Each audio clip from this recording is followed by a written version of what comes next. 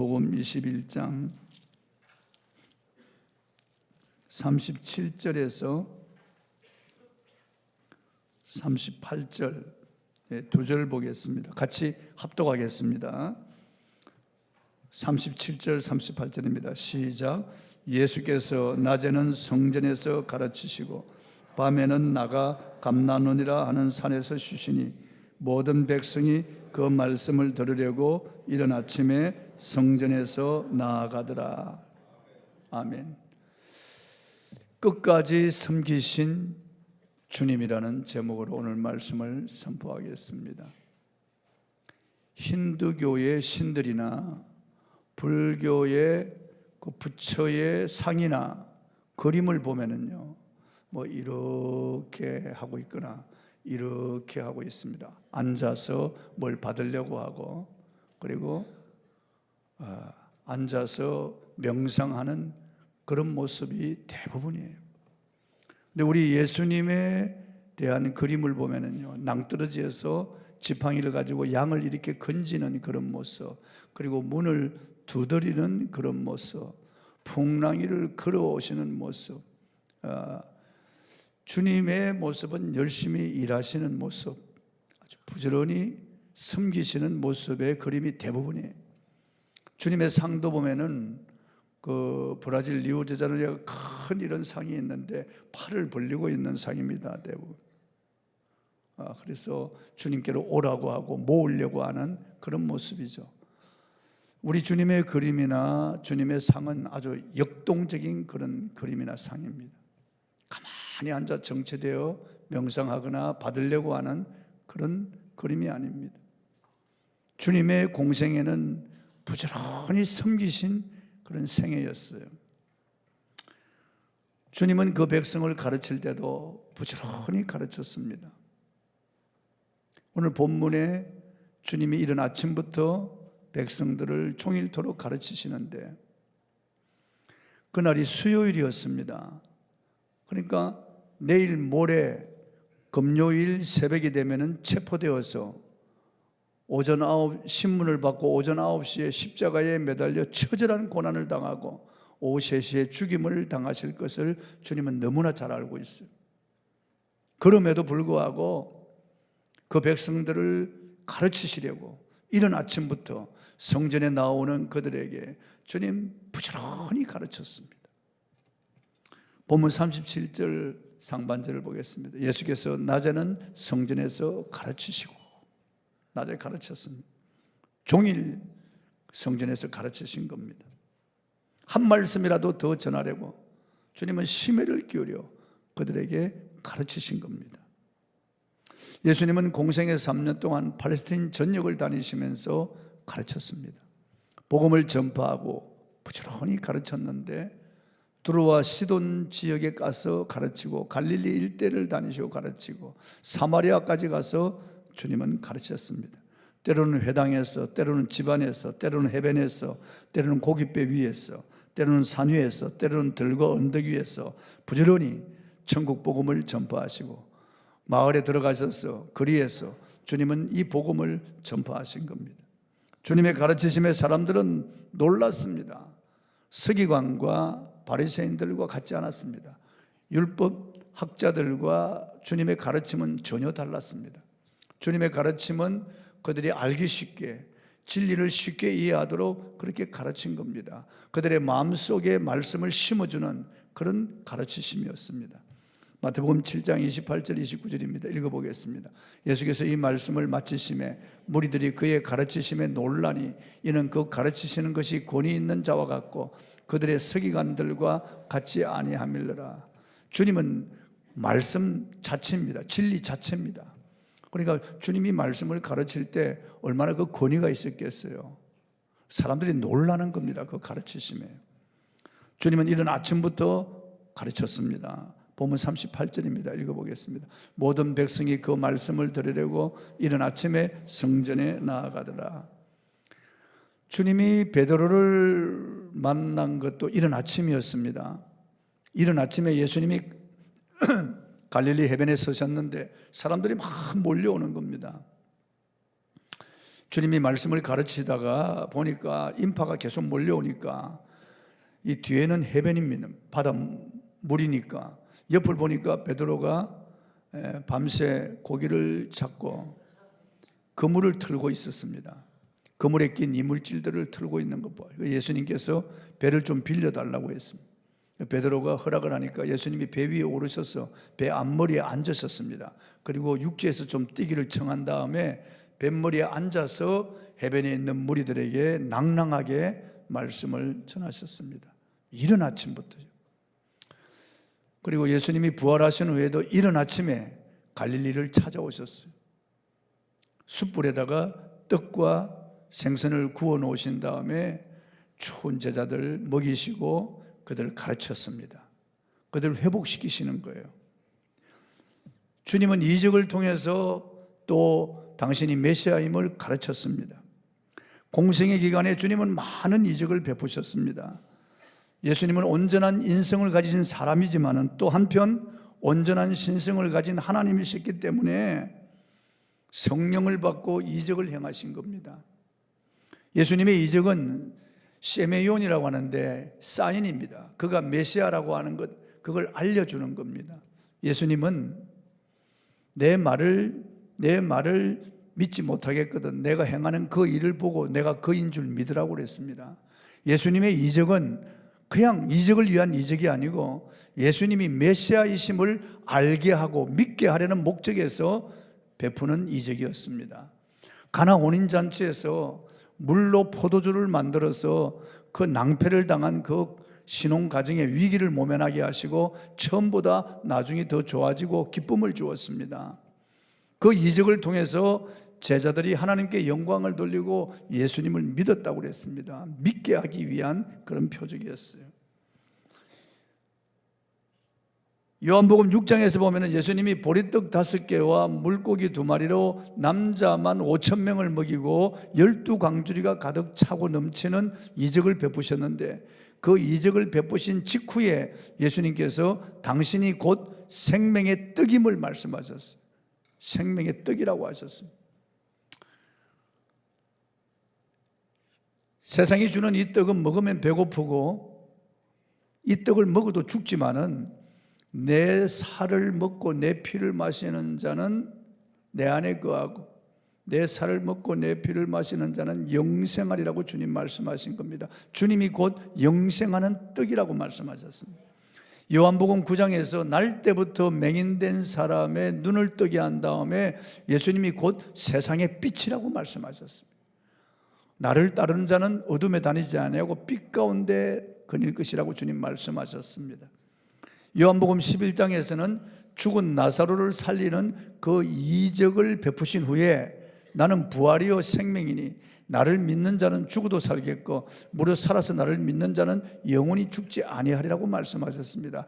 예수님이 곧 영생하는 부활이라고 말씀하신 거예요. 부활. 주님은 이렇듯 이적을 통해서 그들에게 메시아이심을 가르쳤어요. 알리신 겁니다. 또 주님은 비유를 통해서 오묘한 진리를 쉽게 이해하도록 하셨습니다. 주님은 말씀을 가르치다가 공중에 나는 새를 보고 그 새를 가리키고 들에 핀 백합화를 가리켰습니다. 너희가 어찌 무엇을 먹을까 마실까 무엇을 입을까 염려하느냐. 저 새를 보아라. 농사를 지어 곡식을 모아 곡간에 들이지도 않지만은 너희 천부께서 저것들을 기르시지 아니하느냐. 너희는 저 참새보다 얼마나 귀하냐. 그러므로 뭘 먹을까 마실까 염려하지 말라고 하십니다. 또 무엇을 입을까 염려하지 말라. 이 들에 핀 백합화를 보라. 길쌈도 하지 아니하고 수고도 하지 아니하지만은 솔로몬의 입은 모든 영광으로도 입고 하나만 갖지 못하였느니라. 오늘 있다가 내일 아궁에 던지는 들풀도 하나님이 이렇게 입히시거늘 하물며 너희일까 보냐. 믿음이 적은 자들아. 그러므로 이러기를 뭘 먹을까 마실까 뭘 입을까 염려하지 말라. 이는 다 이방인들이 구하는 것이라. 너희 천부께서 이 모든 것이 너희에게 있어야 할 줄을 아셨느니라. 그러므로 너희는 먼저 그의 나라와 그의 의를 구하라. 그리하면 이 모든 것을 너희에게 더하시리라. 이렇게 주님은 새나 백합화를 비유로 들어서 진리를 쉽게 가르쳤습니다. 또 예수님은 소금이나 빛을 예화로 들어서 그들에게 진리를 쉽게 이해하도록 만들었습니다. 너희는 세상의 소금이니 소금이 만일 그 맛을 잃으며 무엇으로 짜게 하려? 다만 밖에 버리고 사람에게 밟힐 뿐이니라고 그랬습니다. 소금이 되라고 말씀하지 않고 소금이라고 말씀하신 거예요. 우리가 부족해도, 우리가 믿음이 적어도, 우리가 못나도 어리석어도 우리를 소금이라고 말씀하시는 거예요. 세상에 들어가서 부패를 방지하고 맛을 내는 소금이라고 하시는 겁니다. 우리가 소금이라고 하는 나의 정체성을 알면은 우리 소금이라고 하는 것은 소금 노릇을 할 수 있다는 거예요. 예수님은 또 우리를 빛이라고 하셨어요. 너희는 세상의 빛이니 그랬습니다. 사람이 등불을 켜서 말 아래 두지 아니하고 등경 위에 두나니 이러므로 집안 모든 사람에게 비추느니라. 이러므로 너희 빛을 사람에게 비치게 하여 그들로 너희 착한 행실을 보고 하늘에 계신 너희 아버지께 영광을 돌리게 하라고 그랬습니다. 그러니까 빛은 착한 행실을 말하는 것이구나. 소금도 역시 착한 행실이구나. 그래서 우리가 착한 행실을 하면은 부패를 방지할 수 있고 맛을 낼 수 있고 세상 사람들에게 주님을 드러내게 할 수 있구나. 주님 쉽게 이해하도록 가르쳤습니다. 또 주님은 구제하는 것을 비유로 해서 오른손이 하는 거 왼손이 모르게 하라고 그랬습니다. 구제할 때는 하늘에 계신 아버지께 은밀하게 하라고 했습니다. 아버지가 보시도록 은밀하게 하라고 했습니다. 또 예수님은 보물을 하늘에 쌓아두라고 하시면서 거기는 종과 동록이 해하지 못한다고 하시고 내 보물이 있는 곳에 내 마음도 있다고 말씀하시면서 하늘에 보화를 쌓으라고 말씀하셨습니다.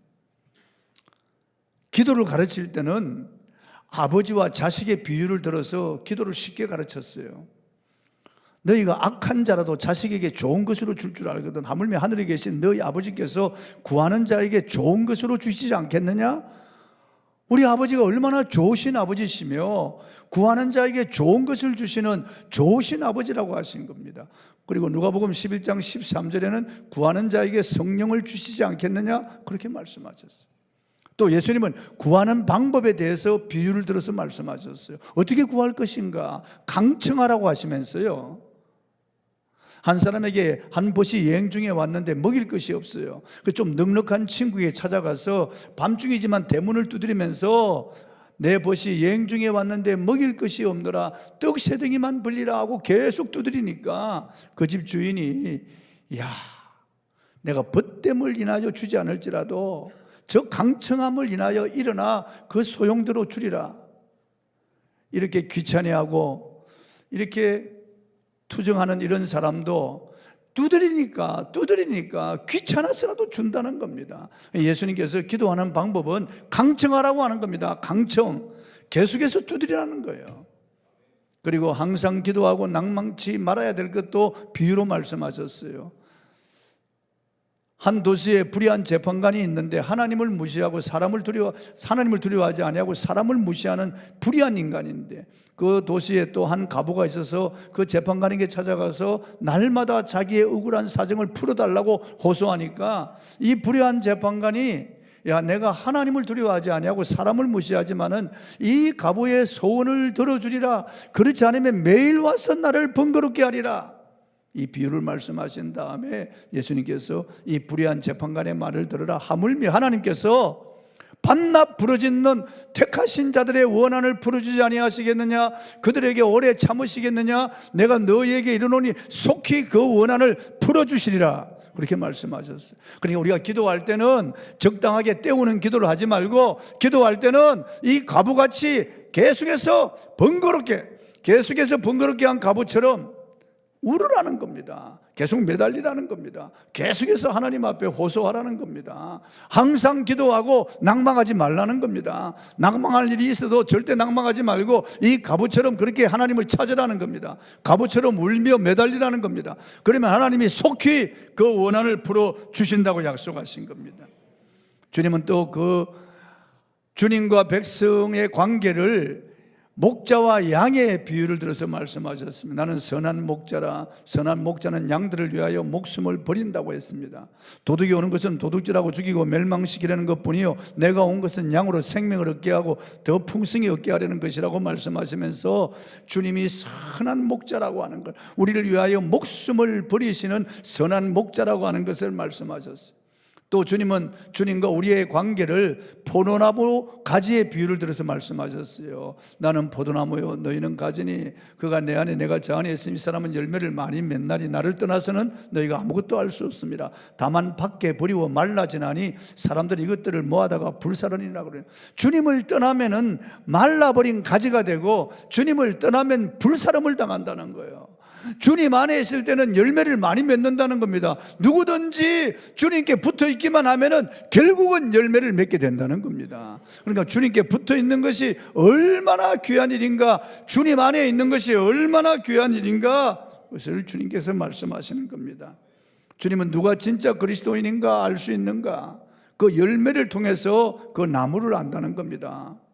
포도가 열린 거면 포도나무라고 알 수 있는 겁니다. 무화과 열리 있는 것을 보면 무화과 나무라고 하는 것을 알죠. 누가 무화과 나무를 몰라도 그 열매를 보면 이게 무화과 나무구나 알 수 있다는 거죠. 그 열매를 보면은 그 사람이 그리스도인인가 아닌지 알 수 있다는 겁니다. 우리의 열매, 착한 행실을 보면은 우리가 예수 믿는 사람인지 안 믿는 사람인지 알 수 있다는 겁니다. 예수님은 씨 뿌리는 비유를 통해서 우리의 마음밭에 대해서 말씀하셨어요. 길가밭이나 돌짝밭이나 가시떨기밭은 열매를 맺을 수 없는 못을밭이라는 겁니다. 길가밭은 말씀에 관심이 없고 말씀을 듣지 않는다는 거예요. 그러니까 마귀가 와서 다 빼앗아 가버린다는 겁니다.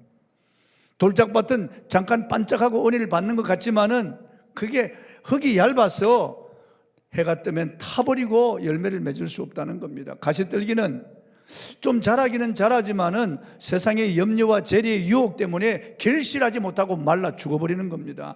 그러면서 주님은 옥토밭은 심어서 100배, 60배, 30배 열매를 맺는다고 말씀하셨어요. 이 옥토밭은 착한 마음이라고 그랬습니다. 준비된 마음, 사모하는 마음, 착한 마음, 이런 마음은 하나님 말씀을 받아서 100배, 60배, 30배의 열매를 맺는다고 말씀하셨어요.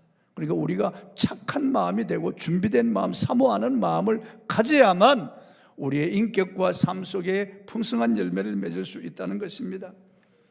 천국에 대해서 말씀하실 때도 밭에 감추인 보아요 진주며 물고기를 모는 그물과 같고 겨자씨와 누룩 같다고 가르치시면서 천국은 존귀한 나라라고 말씀하셨어요. 주님은 천국과 지옥에 대해서 가르칠 때 부자와 거지 나사로의 비유를 들어서 가르쳤습니다.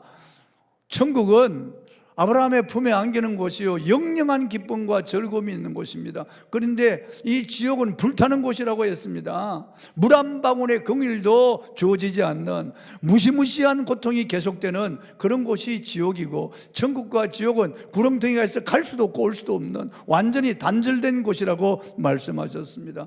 주님께서는 이 지옥은 불과 유황으로 타는 못이라고 가르치고 이 지옥은 불로 소금 튀듯 하는 곳이라고 말씀하셨습니다.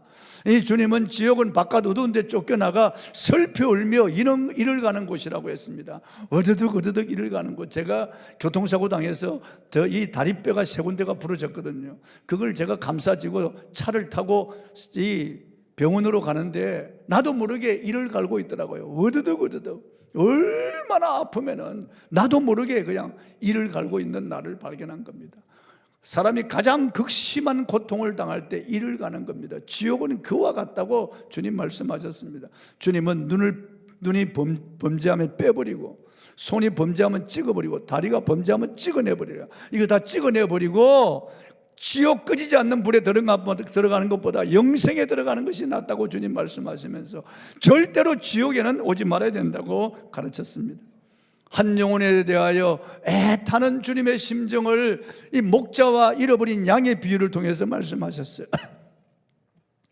한 마리 양이 없어진 것을 알고 99마리 양을 들고 그 한 마리 양을 찾아서 온 산과 들과 벼랑과 절벽을 헤매면서 이런 양을 찾은 적 어깨에 메고 돌아와서 사람들을 모아서 잔치하고 기뻐하고 즐거워하는 그 목자가 주님이라고 말씀하신 거예요.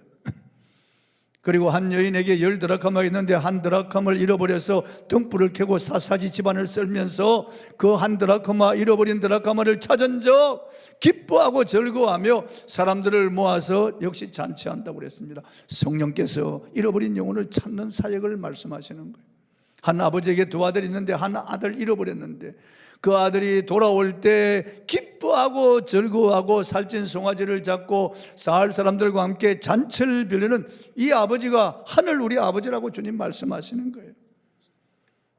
주님은 전생애를 통해서 말씀을 가르칠 때 언제나 이적과 표적 그리고 비유와 상징을 통해서 이 말씀을 쉽게 가르치는 거예요. 주님은 부지런히 가르쳤습니다. 마태복음 4장 23절입니다. 읽어보겠습니다. 예수께서 온 갈릴리에 두루 다니사 그들의 회당에서 가르치시며 천국 복음을 전파하시며 백성 중에 모든 병과 모든 약한 것을 고치시니. 주님이 행하신 이 사역이 오늘 우리가 행해야 할 사역이에요. 주님은 하늘로 올라가시고 성령을 보내주셨어요. 그래서 교회는 성령을 받은 그의 몸입니다. 저와 여러분은 그분의 몸이에요. 주님이 천국 복음을 전파하시고 가르치시고 그리고 섬기신 것처럼 우리도 전파하고 가르치고 섬기는 일을 해야 되는 겁니다. 이것이 교회 3대 사역입니다.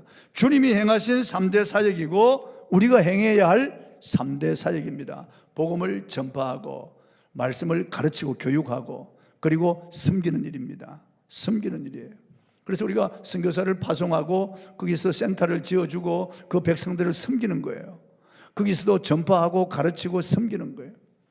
부지런히 여기서도 가르치고 전파하고 섬기는 이 사역을 하는 겁니다. 주님은 겸손하게 섬기셨습니다. 평생을 섬겼습니다.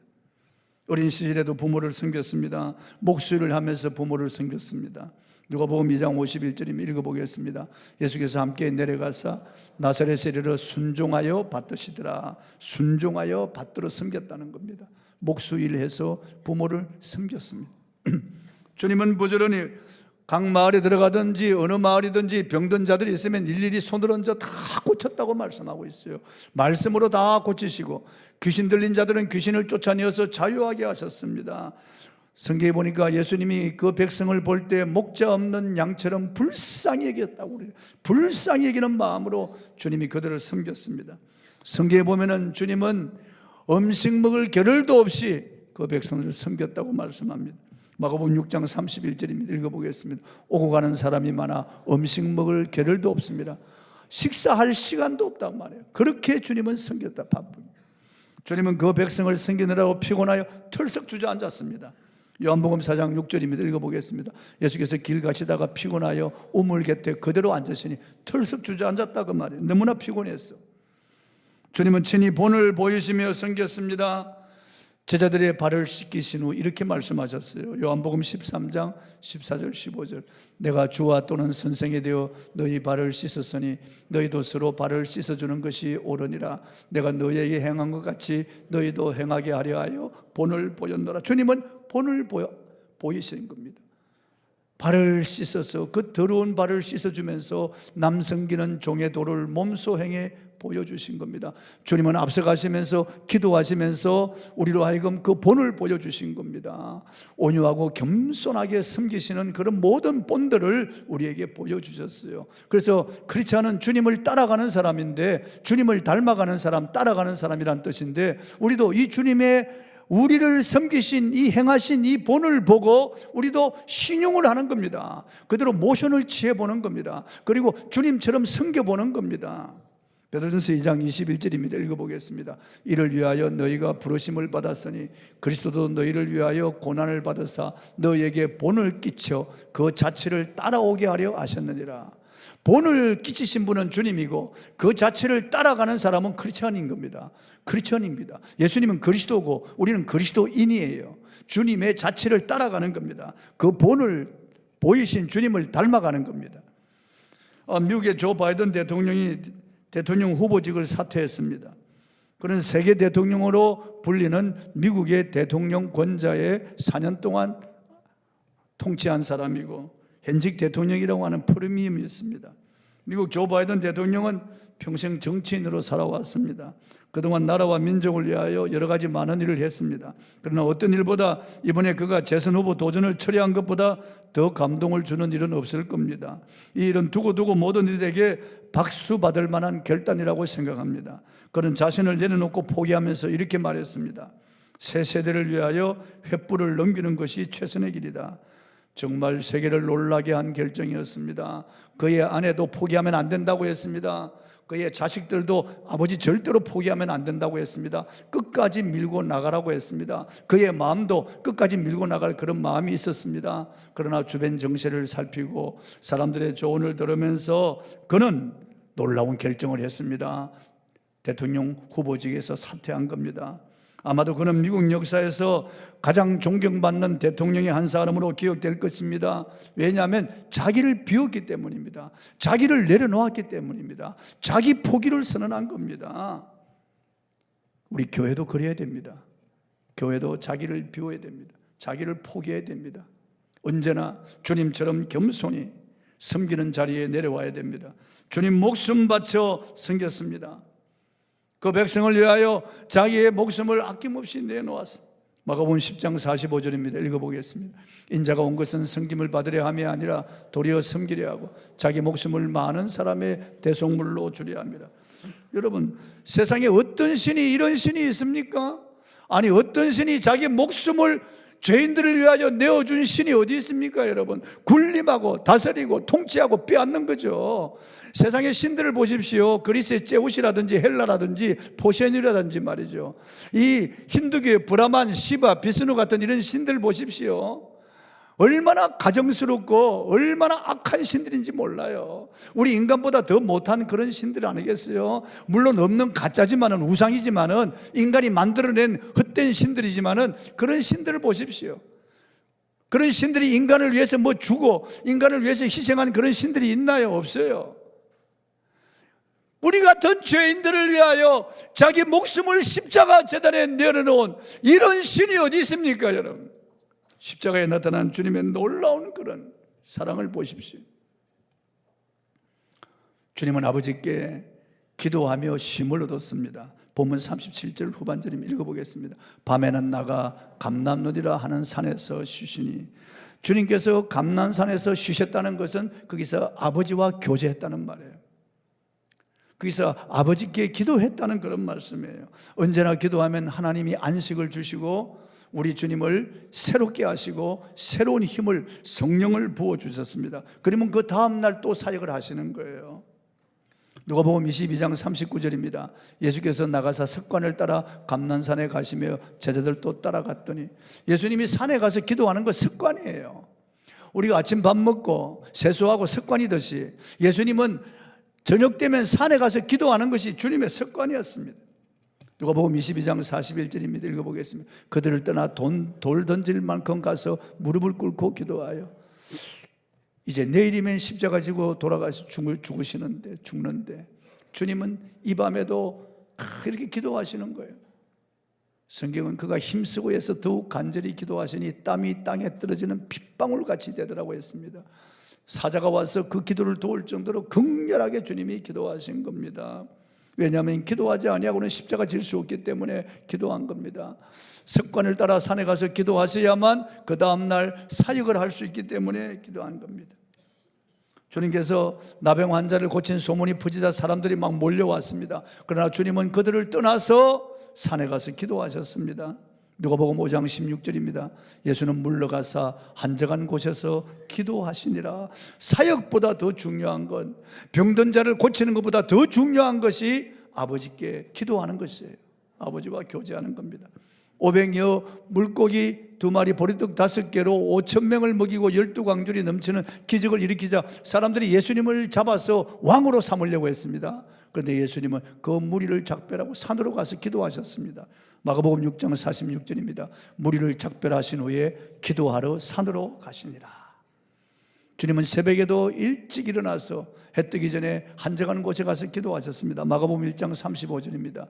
새벽까지 또 밝기 전에 예수께서 일어나 나가 한적한 곳으로 가서 거기서 기도하시더니, 여러분, 주님은 사람이 되어 이 땅에 오셨기 때문에 주님은 신적 권능을 잠재하시고 사용하지 않았어요.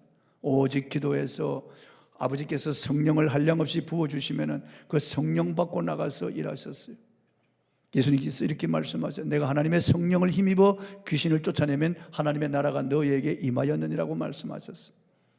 예수님이 3년 동안 행하신 이 놀라운 일들, 이 수많은 기적들과 또 표적들, 예수님이 행하신 이 놀라운 수많은 사람을 고치고 귀신을 쫓아낸 이 사역은 성령을 힘입고 기도하여 성령을 힘입고 하셨다고 사도행전 10장 38절 한 절로 요약해서 우리에게 말씀하십니다. 하나님이 나사렛 예수에게 성령과 능력을 기름 붓듯 하셨으며 그가 두루다니시며 착한 일을 행하시고 마귀에게 눌린 모든 자들을 고치셨으니 이는 하나님이 그와 함께 하셨습니다. 성령이 그와 함께 하신 거예요. 그래서 그 놀라운 일들을 행하신 거예요. 우리도 우리 힘으로 살 수 없어요.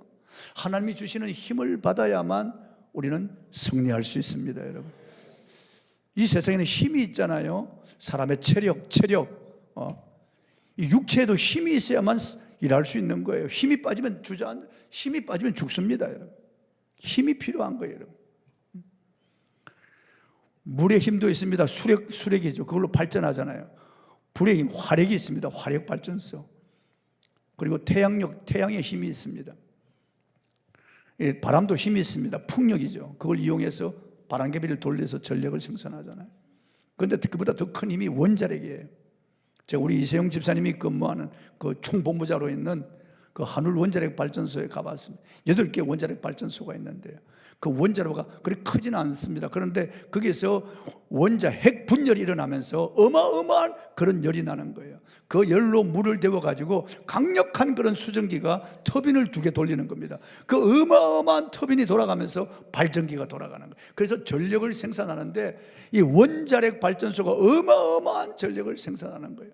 그 8개의 원자력 발전소에서 나오는 그 전력이 대구시의 3분의 1의 그런 전력을 다 공급한다는 거 엄청난 거죠, 여러분. 그런데 이 우주에는 원자력보다 더 큰 힘이 있습니다. 만류인력이죠. 별이 서로 밀고 당기는 그런 힘으로 이 궤도를 따라 별이 돌아가는, 부딪히지 아니하고 도는 겁니다. 달이 지구 주변을 도는 것도, 우리가 지구가 태양 주변을 돌아가는 것도, 이게 부딪히지 않고 돌아가는 것도 이 만류인력의 작용이죠. 이 우주에는 그런 힘이 작용하고 있습니다. 그러나 가장 강력한 힘은 바로 영역입니다, 여러분. 하나님이 주시는 힘이에요. 영역이에요, 영역. 여호수아가 태양을 향하여 태양아 너는 중천에 머물러라, 달아 너도 아야란 골짜기에 걸어갈지어다 하고 태양이 종일토록 내려가지 않았습니다. 지구 자전과 공전을 멈춘 거예요. 하나님이 지구의 자전과 공전을, 여호수아의 말을 듣고 말이에요. 이 믿음의 이 말을 듣고요. 전에도 그런 적이 없고 후에도 그런 적이 없다는 겁니다. 이런 일이 일어날 수 없다는 거, 어마어마한 일이죠, 그래요, 여러분. 베드로가 루다에 내려가 보니까 에니아라고 하는 사람 중풍병으로 8년 동안 들어누워 전신불구가 되어 있는데, 베드로가 에니아야 주께서 너를 일으키신다, 일어나라. 8년 동안 전신불구된 사람이 벌떡 일어난 거예요. 수많은 사람이 예수를 믿었습니다. 요바에 가보니까 다비다라고 하는 여자를 죽었는데 시체를 씻다가 다락에 뉘어놓았어요. 베드로 가서 기도한 다음에 다비다야 일어나. 죽었던 자가 살아서 일어나는 겁니다. 성전 미문의 안전병이 근거는 내게 없거니와 내게 있는 것으로 내게 주노니 곧 나사렛 예수 이름으로 일어나 걸어라. 손목을 잡고 일으키니까 이 안전병이 40년 동안 한 번도 걸어본 적이 없고 나면서부터 지금까지 안전병이 되어서 사람들에게 메워 다니는데, 이 사람이 발과 발목에 힘을 얻고 일어나 걷기도 하고 뛰기도 하고 성전에 들어가서 하나님을 찬미하는 이런 놀라운 일이 일어난 겁니다. 베드로가 불과 40-50일 전에요, 이 사람이 어린 계집종 앞에서도 예수님을 부인하고 저주했던 아주 나약한 사람이에요. 그런데 어떻게 이런 일이 일어날 수 있습니까? 영역이 생기니까요. 성령을 받고 영역이 생기니까 이런 일이 일어나는 겁니다. 저는 우리 성도들에게 이런 믿음의 힘이 작용하기를 바랍니다. 여러분 다 성령 받고 기도하고 성령 받아서 영역 있는 사람이 되기를 바랍니다. 영권, 인권, 물권이 여러분에게 끌어오는 겁니다. 여러분이 끌어당길 때 영권, 인권, 물권이 오는 겁니다. 이런 역사가 일어나기를 주의 이름으로 축원합니다. 주님은 끝까지 섬기셨어요. 끝까지 부지런히 그 백성을 가르쳤습니다. 이른 아침부터 저녁까지, 그리고 자기 자신을 다 주시면서 온전히 그 백성을 섬겼습니다. 주님은 기도하고 성령 받고 그리고 힘을 얻어서 사역하셨습니다. 우리도 주님을 닮아야 되겠습니다. 찬송하고 기도하겠습니다.